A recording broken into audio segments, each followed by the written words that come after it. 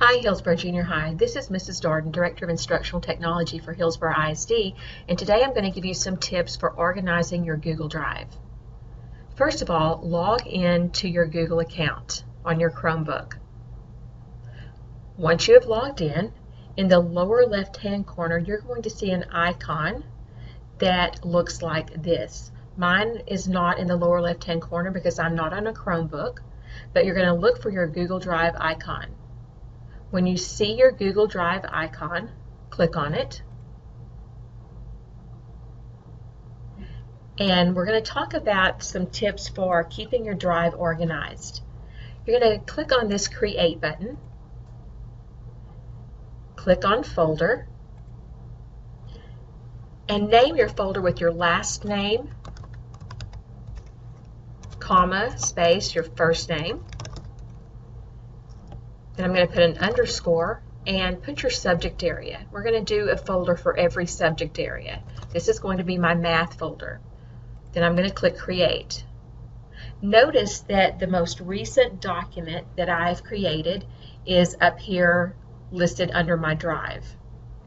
Also notice that I have my drive sorted by last modified. You can sort your drive by last modified, last edited by me, last opened by me, and quota used. So again, when it's sorted by last modified, the last thing that I created will be at the top of my drive. Another way that I can find this folder, if it's not the last folder that I created and I want to get to it later, on my drive over here, I can expand it by clicking on the little triangle. And notice that everything in my drive is listed in alphabetical order.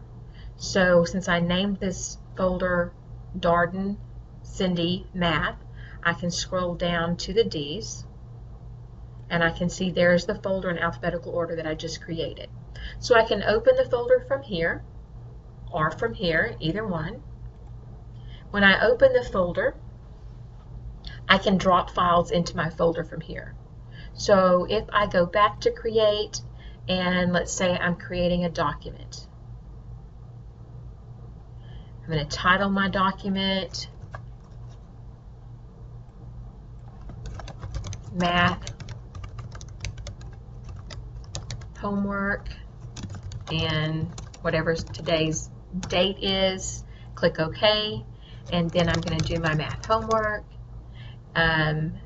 I can choose to share this document with my teacher.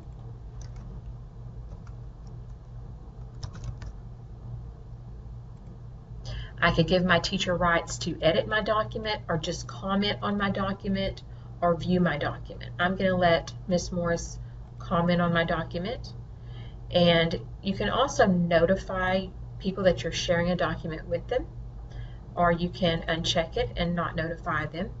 Normally it's a good idea if you're going to share a document with someone, it's a good idea to notify them. But in the case of sharing it with your teacher probably already knows that you're sharing it with them, so it's a good idea not to bombard their inbox with a lot of emails. So in this case, I'm going to uncheck that. Click OK. It says, are you sure you want to skip sending that email invitation? I'm going to tell it OK and done. Then I'm going to close that document, and notice that document automatically goes into my math folder. Again, any document that I create, it could be a presentation. Click OK, choose my theme, give my presentation a title. If I needed to share my presentation with anyone, again, I could share it.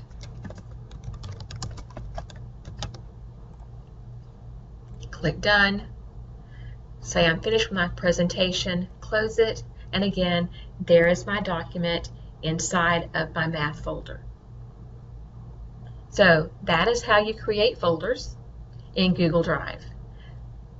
For instance, if I wanted to create another folder, I would go out of my math folder, click on Drive.